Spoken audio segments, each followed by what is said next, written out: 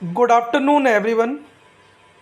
आज की क्लास में बेटा हमारा जो फर्स्ट चैप्टर है उससे रिलेटेड एक टॉपिक जिसका नाम है वेरियस स्पोर्ट्स अवार्ड। और वेरियस स्पोर्ट्स अवार्ड के साथ साथ हम इस चैप्टर में पढ़ेंगे कि किस तरीके से रिसेंटली 2018 में गवर्नमेंट ऑफ इंडिया ने एक नया टैलेंट हंट प्रोग्राम लॉन्च किया इंडियन यूथ के लिए, जो स्पोर्ट्स में अपना कल्चर बनाना चाहते हैं। देखिए, अगर बात की जाए अवार्ड की या अवार्ड सिस्टम की, तो अवार्ड सिस्टम को इंट्रोड्यूस करने के पीछे गवर्नमेंट का जो मोटो है वो है लोगों को मोटिवेट करना टुवर्ड दैट पर्टिकुलर थिंग। जैसा कि आपने देख रखा हो कि दुनिया का जो सबसे प्रेस्टिजियस अवार्ड है, the most prestigious award in the world is known as Nobel prize. और नोबल प्राइज़ में जो प्राइज़ मनी है बेटा वो 1 करोड़ रुपीज़ के अप्रॉक्स मिलती है, ठीक है ना। इसी तरीके से अगर इंडियन टॉप अवार्ड या टॉप मेडल की बात की जाए तो किसी भी भारतीय नागरिक को या इंडियन सिटीजन को जो सबसे बड़ा अवार्ड मिलता है उसका नाम है भारत रत्न। भारत रत्न के बारे में एक बात बता दूं आप लोगों को, भारत रत्न जो अवार्ड है वो स्पोर्ट्स में नहीं मिलता था। एकमात्र एक्सेप्शनल केस कह सकते हैं या एकमात्र स्पोर्ट्समैन जिसको भारत रत्न मिला है आज तक की डेट में, और वो हैं हमारे क्रिकेट के एक legendary player mister Sachin Ramesh Tendulkar. Congress government ने स्पोर्ट्स पर्सन के ऊपर से भारत रत्न की फाउंडेशन को ख़त्म करते हुए सचिन तेंदुलकर को भारत रत्न से सम्मानित किया। इसी तरीके से हम आज की क्लास में इंडिया में या इंडियन स्पोर्ट्समैन को इंडियन गवर्नमेंट की तरफ से जो भी स्पोर्ट्स अवार्ड मिलते हैं और स्पेशली जो आपके सिलेबस से रिलेटेड हैं उनको कवर करेंगे, क्योंकि बहुत से बच्चे हैं जो स्पोर्ट्स में एक अच्छा कैरियर बनाना चाहते हैं, तो वो इस चैप्टर के थ्रू या इस टॉपिक के थ्रू जान पाएंगे कि वो किस तरीके से स्पोर्ट्स में अपना कैरियर बना सकते हैं। तो सबसे पहले अगर बात की जाए करेंट डेट में, आज की डेट में जो सबसे प्रेस्टिजियस अवार्ड है किसी भी स्पोर्ट्स पर्सन के लिए, जो सबसे प्रेस्टिजियस अवार्ड है उसका नाम है राजीव गांधी खेल रत्न अवार्ड। राजीव गांधी खेल रत्न अवार्ड इंडिया के अंदर किसी भी स्पोर्ट्समैन को मिलने वाला सबसे प्रेस्टिजियस अवार्ड है। और इस अवार्ड की जो शुरुआत है बेटा, इस अवार्ड की शुरुआत 1991 और 1992 में की गई थी in the memory of late prime minister of India Shri Rajiv Gandhi ji. उनकी मेमोरी में ये अवार्ड स्पोर्ट्समैन के लिए लॉन्च किया गया। और जब इसको लॉन्च किया गया बेटा, तब इस स्पोर्ट्स अवार्ड में जो मिलने वाली प्राइज़ मनी थी वो 7,50,000 रुपीज़ थी।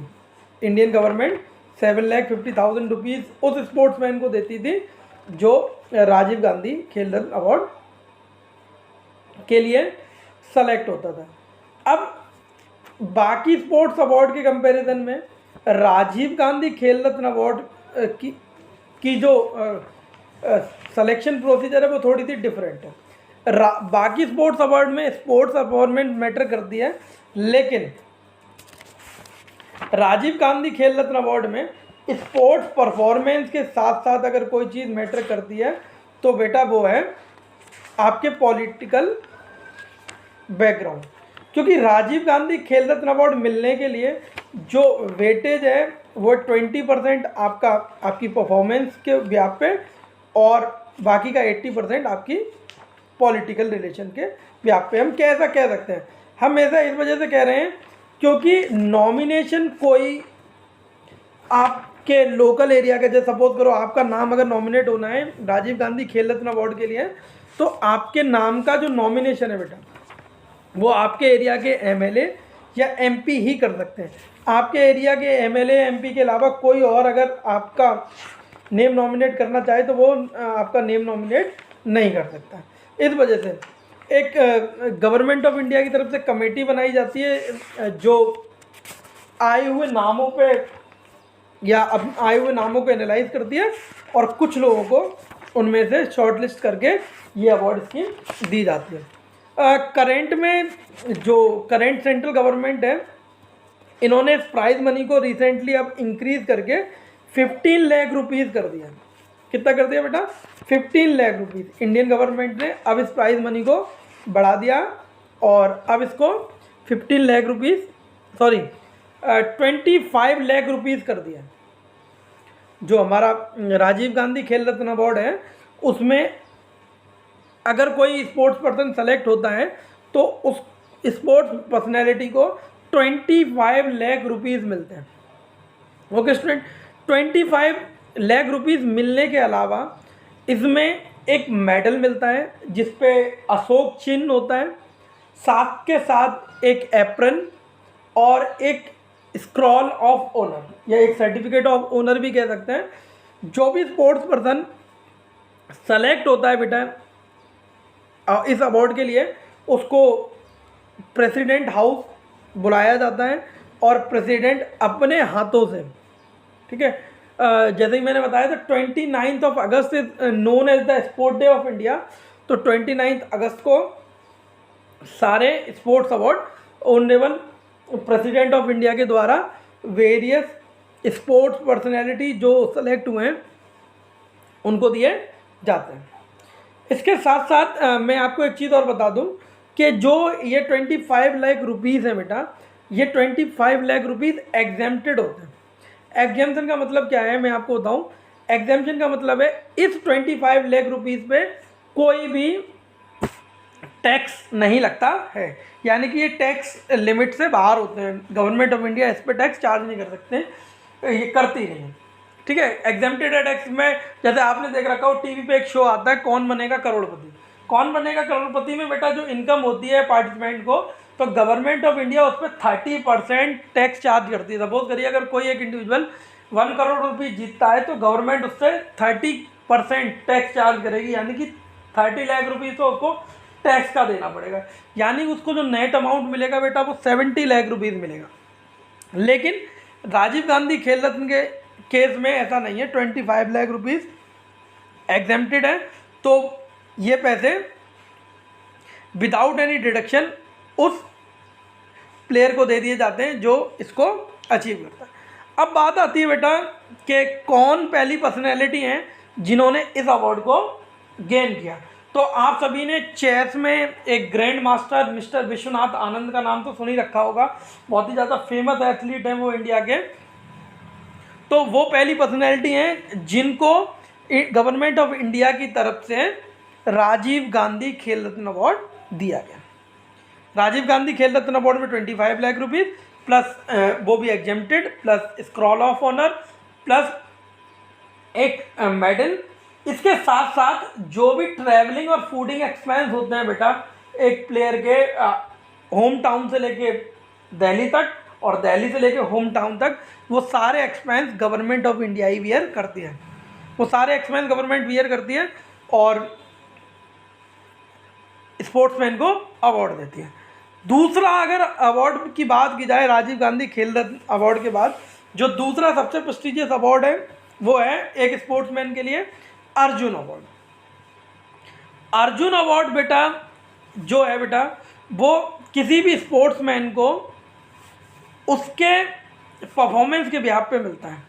परफॉर्मेंस से मेरा मतलब जो है वो सिंपल सा है कि अगर कोई भी एथलीट ओलंपिक में कोई भी मेडल लेके आता है, इट में भी गोल्ड, सिल्वर और ब्रॉन्ज। इसके साथ साथ अगर किसी भी एथलीट की 4th प्लेस है, इंडिया में जो 4th प्लेस है उसको डीम्ड प्लेस मानते हैं। गवर्नमेंट ऑफ इंडिया का कहना है कि अगर कोई 4th भी लेके आता है ओलंपिक में तो हम उसको प्लेस मानेंगे। इसके पीछे का कंसेप्ट मैं आपको बताऊं जब गवर्नमेंट ऑफ इंडिया ने 1961 में स्टूडेंट, जब गवर्नमेंट ऑफ इंडिया ने 1961 में अर्जुन अवार्ड की शुरुआत करी थी, तो क्या हुआ, कोई भी स्पोर्ट्समैन ऐसा नहीं था जिसने ओलंपिक में मेडल लेके आया हो। उस ड्यूरेशन में या उससे पहले जो टॉप परफॉर्मेंस थी इंडिया में, वो एक एथलीट की थी जिनका नाम है मिल्खा सिंह। मिल्खा सिंह के ऊपर आपने एक मूवी भी देखी होगी, भाग मिल्खा भाग। तो मिल्खा सिंह उस टाइम एकमात्र ऐसे एथलीट थे जिनकी 4th प्लेस थी ओलंपिक में। तो गवर्नमेंट ऑफ इंडिया ने जब इस अवार्ड स्कीम को लॉन्च किया तो उनको अवार्ड देना था, तो उन्होंने उनको अवार्ड दिया, यानी कि हम कह सकते हैं Milkha Singh was the first person who got Arjun award. सबसे पहली चीज़, तो अर्जुन अवार्ड सबसे पहले किसको मिला, मिल्खा सिंह को मिला, और इनकी 4th प्लेस थी। तो तब से ये ट्रेंड चला आ रहा है, जो भी एथलीट ओलंपिक में 1st, 2nd, 3rd प्लेस, देखो बुक में अगर आप लिखा देखोगे तो आपको 1st, 2nd, 3rd मिलेगा, लेकिन अगर प्रैक्टिकल कंसेप्ट की बात की जाए तो बेटा ओलंपिक में जो 4th लेके आता है उसको भी डीम्ड प्लेस मानते हैं, और ये ओलंपिक अवार्ड उस पर्टिकुलर पर्सन को भी मिल जाता है। अब बात करते हैं अर्जुन अवार्ड में मिलता क्या है बेटा। तो अर्जुन अवार्ड में सबसे पहले जो प्राइज़ मनी मिलती थी बेटा वो 5 लाख रुपीज़ थी, लेकिन करेंटली उस प्राइस को गवर्नमेंट ऑफ इंडिया ने चेंज करके 15 लाख रुपीज़ कर दिया है। अब जिस एथलीट को अर्जुन अवार्ड मिलता है उस एथलीट को 15 लाख रुपए, 15 लाख रुपए देती है भारत सरकार। इसके साथ साथ एक स्क्रॉल ऑफ ऑनर और आ स्टैचू ऑफ गुरु एंड शिष्य, एक स्टैचू मिलता है, ब्राउन का स्टैचू मिलता है, ये ट्रॉफी टाइप की मिलती है जिसमें गुरु और शिष्य। कुछ लोगों का मानना है कि वो अर्जुन और उनके गुरु द्रोण हैं, लेकिन जो गवर्नमेंट की स्कीम है उसमें उसके बारे में गुरु और शिष्य ही लिखा हुआ है। तो अगर ऑब्जेक्टिव टाइप में क्वेश्चन आता है कि वो ट्रॉफी किसको रिप्रेजेंट करती है, तो दोनों ही आंसर ठीक है, अर्जुन और गुरु द्रोण और गुरु और शिष्य, क्योंकि अर्जुन के गुरु थे द्रोण। ओके स्टूडेंट, इसके साथ साथ ये प्राइज़ मनी भी जो है वो एग्जेम्प्टेड है, यानी कि इस प्राइज़ मनी पे भी कोई भी taxation government of India charge नहीं करती है। इसके अलावा अगर कोई भी एथलीट इंडिया के लिए एशियन गेम्स में गोल्ड मेडल, कॉमनवेल्थ गेम में गोल्ड मेडल लेके आता है तो उसको भी हम अर्जुन अवार्ड से, इनके लिए बेटा ये वर्ल्ड चैंपियनशिप में गोल्ड, सिल्वर, देखो ओलंपिक और वर्ल्ड चैंपियनशिप में आपको मेडल लेके आना है कोई भी, लेकिन कॉमनवेल्थ गेम्स और एशियन गेम्स में, कॉमनवेल्थ गेम्स में आपको गोल्ड लेके आना है, एशियन गेम्स और एशियन चैंपियनशिप दोनों में एक ही ईयर में गोल्ड होना चाहिए, तब आपकी एलिजिबिलिटी अर्जुन अवार्ड के लिए बनती है। ठीक है, इसके साइमल्टेनियसली एक स्पोर्ट्स अवार्ड इंडिया में कोचेस को दिया जाता है। हम कह सकते हैं इंडिया में कोच के लिए जो सबसे प्रेस्टिजियस अवार्ड है उस अवार्ड का नाम है द्रोणाचार्य अवार्ड। द्रोणाचार्य अवार्ड की एलिजिबिलिटी किसी कोच की तब बनती है जब वो कोच कोई एक ऐसा एथलीट प्रोड्यूस कर दे जिसको अर्जुन अवार्ड मिला हो। अगर किसी भी कोच के किसी भी प्लेयर को अगर अर्जुन अवार्ड मिलता है तो उस कोच को द्रोणाचार्य अवार्ड मिलेगा। लेकिन करेंटली गवर्नमेंट ऑफ इंडिया ने इसमें भी थोड़ा सा चेंज किया है। पहले एक प्लेयर अगर कोई ओलंपिक में मेडल लाता था या अर्जुन अवार्ड गेन करता था तो उसको उनके कोच को government of India Dronacharya award दे देती थी।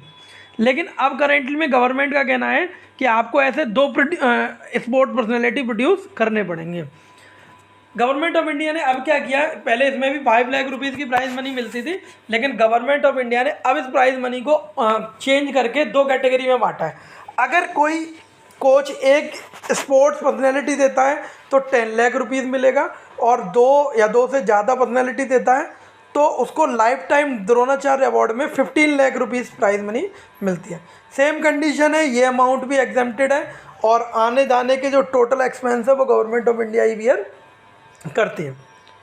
फिर हम बात करें बेटा इसमें मिलने वाली ट्रॉफ़ी की, तो इसमें जो ट्रॉफ़ी मिलती है और उसमें एक स्टैचू ऑफ द्रोण है, या स्टैचू ऑफ द्रोण मिलता है, या स्टैचू ऑफ गुरु मिलता है जो एरो के साथ, क्योंकि महाभारत पीरियड में गुरु द्रोण एक बहुत ही अच्छे वेपन होल्डिंग मास्टर थे या बहुत ही अच्छे टीचर थे, तो उनकी मेमोरी में गवर्नमेंट ऑफ इंडिया ने इस स्पोर्ट्स अवार्ड को 1985 में लॉन्च किया।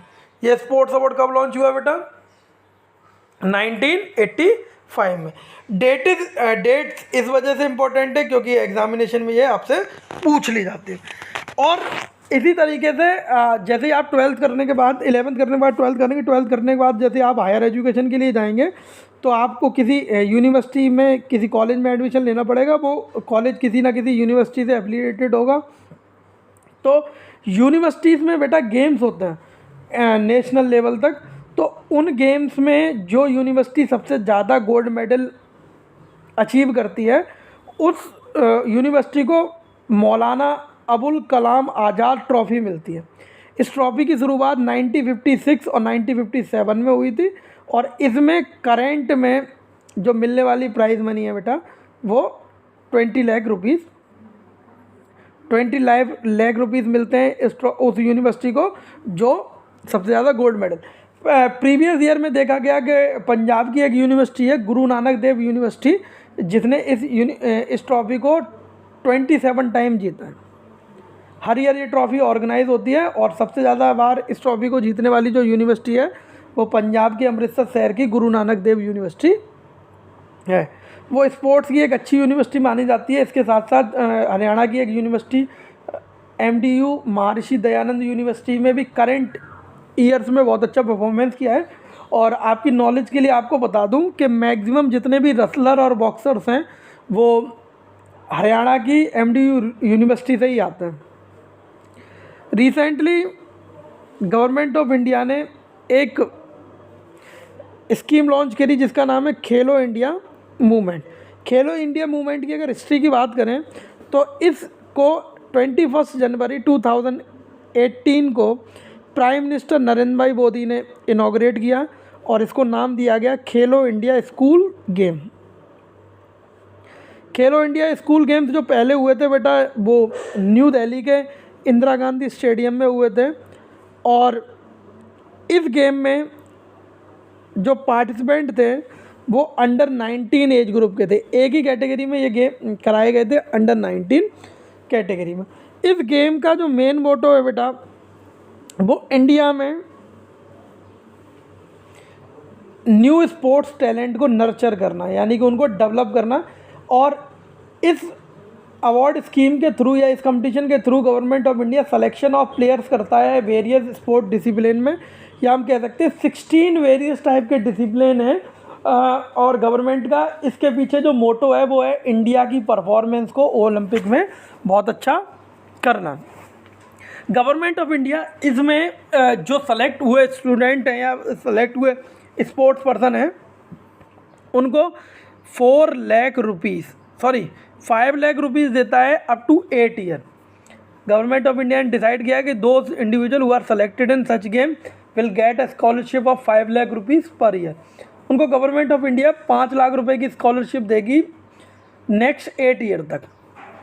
जैसे आज आप सेलेक्ट होते हैं तो आगे के नेक्स्ट 8 ईयर तक आपको ये स्कॉलरशिप मिलेगी, यानी कि 14 लाख रुपीज़ इन्वेस्ट कर रही है गवर्नमेंट ऑफ इंडिया एक स्पोर्ट्स पर्सन पे। इसके साथ साथ मैं आपको एक चीज़ और बता दूं, इसमें इंडियन गवर्नमेंट क्रिकेट में कोई भी इन्वॉल्वमेंट नहीं रखती, यानी क्रिकेट इस स्कीम का पार्ट नहीं है। अगर आप क्रिकेट के प्लेयर हैं तो आप खेलो इंडिया स्पोर्ट्स मूवमेंट में पार्टिसिपेट नहीं कर सकते। इसमें जो इवेंट है बेटा वो हमारा athletics, boxing, wrestling, kabaddi, endogenous game like kho kho, badminton, basketball, football, volleyball, इस तरीके की एक्टिविटी को shooting government of India promote कर रही है, जिससे कि इंडिया की जो परफॉर्मेंस है वो ओलंपिक में अच्छी हो सके। आप सभी जानते हैं कि हमारे कंट्री की पॉपुलेशन को देखते हुए हमारे ओलंपिक में बहुत ही रेयर मेडल होते हैं। गोल्ड मेडल की बात तो छोड़ ही दें। रिसेंट टाइम में गर्ल्स स्पोर्ट्स पर्सनैलिटीज़ ने काफ़ी अच्छी परफॉर्मेंस दिखाई है और हमारे लिए काफ़ी सारे मेडल वो लोग लेके आ रहे हैं। आफ्टर दैट जो second edition of Khelo India हुआ था वो महाराष्ट्र के पुणे शहर में हुआ था और उसमें एक नई कैटेगरी इंट्रोड्यूस हुई और उस कैटेगरी को हम अंडर 17 के नाम से जानते हैं, यानी कि जिनकी एज अंडर 17 से कम है वो अंडर 17 में पार्टिसिपेट करेंगे, जिनकी एज 19 से कम है वो 19 में, यानी 18 वाले के लिए 19 की पार्टिसिपेशन थी। ओके स्टूडेंट, इसके साथ साथ एक CBSE अपनी साइड से स्कॉलरशिप देती है, जो जैसे कि आप सभी जानते हैं कि CBSE क्लस्टर ऑर्गेनाइज कराती है और क्लस्टर के बाद नेशनल के लिए टीम सेलेक्टेड होती हैं।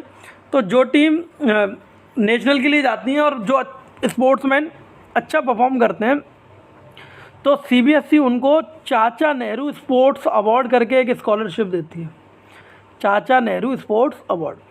इस स्पोर्ट्स अवार्ड में गवर्नमेंट ऑफ इंडिया क्या करती है या CBSE क्या करता है, 500 रुपीज़ पर मंथ के हिसाब से एजुकेशन के लिए उस स्पोर्ट्समैन को अप टू क्लास 12th, और इसके लिए कम से कम स्पोर्ट्समैन की जो क्लास होनी चाहिए वो 9th होनी चाहिए। 9th क्लास, अगर आप 8th क्लास में स्कॉलरशिप के लिए एलिजिबिलिटी बनाना चाहें तो आप बना नहीं सकते, क्योंकि 8th क्लास के स्टूडेंट को ये स्कॉलरशिप नहीं मिलती।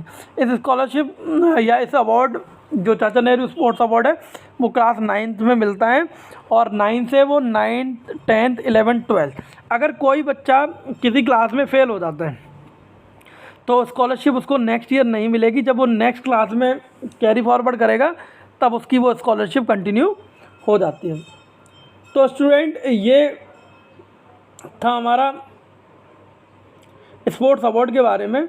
इसके अलावा इंडिया में अगर आपके सिलेबस से थोड़ा सा हट के बात की जाए तो एक स्पोर्ट्स अवार्ड और है जो 2001 में और 2001 और 2 में स्टार्ट हुआ था, और हमारे बहुत ही फेमस स्पोर्ट्स पर्सनैलिटी हैं इंडिया के जिनका नाम है मेजर ध्यानचंद। मेजर ध्यानचंद की मेमोरी में एक स्पोर्ट्स अवार्ड जो लाइफ टाइम अचीवमेंट के लिए मिलता है किसी भी प्लेयर को, उसका नाम है मेजर ध्यानचंद अवार्ड। इस अवार्ड में मेजर ध्यानचंद की एक स्टैचू के साथ साथ government of India 10 lakh rupees की स्कॉलरशिप देती है, या हम कह सकते हैं 10 लाख रुपीज़ की प्राइज़ मनी देती है। और मैंने आपको बताया था कि 10 लाख रुपीज़ जो हैं ये भी एग्जेम्प्टेड होते हैं, और गवर्नमेंट इस अवार्ड को बेटा लाइफ टाइम अचीवमेंट के लिए देती है। अगर कोई भी स्पोर्ट्समैन वो अपने पर्टिकुलर स्पोर्ट्स में बहुत अच्छा परफॉर्म करता है तो उसको ये स्पोर्ट्स अवार्ड दिया जाता है। अब थोड़ी सी हम सिलेक्शन क्राइटेरिया की बात करें, अगर खेलो इंडिया मूवमेंट की है तो सॉरी 17 ईयर से नीचे का जो चाइल्ड है वो सेलेक्ट होता है। उसमें central board of secondary education, one of the host state यानी कि CBSE की एक टीम, इसके साथ साथ स्टेट एसोसिएशन की टीम और नेशनल स्कूल एसोसिएशन की टीम, तो वेरियस स्पोर्ट एसोसिएशन से टीम ली जाती हैं और वो इस टूर्नामेंट में पार्टिसिपेट करती हैं। और अगर हम बात करें अभी तक इस टूर्नामेंट की तो इसके 2 एडिशन हो चुके हैं। पहला दिल्ली में हुआ था, दूसरा पुणे में हुआ था, थर्ड मेघालय में होना था लेकिन वो due to this pandemic condition अभी तक नहीं हो पाया, वो अभी भी पेंडिंग में है। और जैसा कि आप सभी जानते हैं कि 2020 में ओलंपिक गेम भी होने थे, वो भी पोस्टपोन्ड हो गए, और कोई भी कंट्री या कोई भी कंट्री अभी इस कंडीशन में नहीं है कि इस तरीके के स्पोर्ट्स इवेंट को वो होस्ट कर सके। तो आज की क्लास में बेटा हमने जो देखा या अब तक की क्लास में हम जो देख चुके हैं वो introduction of physical education, various career option in physical education और वेरियस स्पोर्ट्स अवार्ड स्कीम्स, और इसके साथ साथ खेलो इंडिया मूवमेंट। आप अगर स्पोर्ट्स में कैरियर बनाना चाहें तो बहुत सारे कैरियर ऑप्शन स्पोर्ट्स आपको प्रोवाइड करता है, ये आपके ऊपर डिपेंड करता है। और जैसा कि आप सभी जानते हैं कि हार्डवर्क तो बहुत है स्पोर्ट्स में, लेकिन अगर एक बार हम एक अच्छे लेवल पे पहुंच जाते हैं तो नेम भी बहुत ज़्यादा होता है स्पोर्ट्समैन का। तो आज की क्लास में हम यहीं ख़त्म करते हैं, और नेक्स्ट क्लास में हम हमारा नया चैप्टर जो है बेटा जिसका नाम है ओलंपिक मूवमेंट, या हम ओलंपिक के बारे में डिस्कस करेंगे। ओके स्टूडेंट, तब तक के लिए good bye, have a nice day. मिलते हैं। सभी लोग घर रहेंगे और सेफ रहेंगे, कोई घर से बाहर नहीं घूमेगा। सभी को पता है कि आज की डेट में कंडीशन क्या चल रही है।